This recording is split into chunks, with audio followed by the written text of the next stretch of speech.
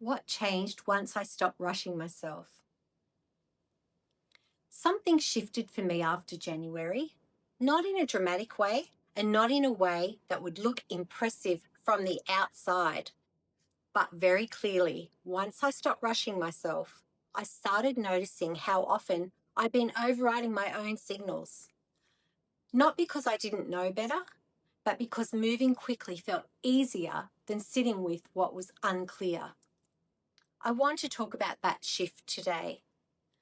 Not why slowing down matters, I've already covered that, but what actually changed once I stopped rushing myself. I noticed it first in small, everyday movements, like replying to emails straight away, even when I didn't yet have clarity about what the responses really needed to be. I wasn't responding because it was time. I was responding to relieve the discomfort of not having decided yet. I noticed it in my calendar too. I was saying yes to meetings because they were already in my diary, rather than checking first whether they were still the best use of my time and my attention.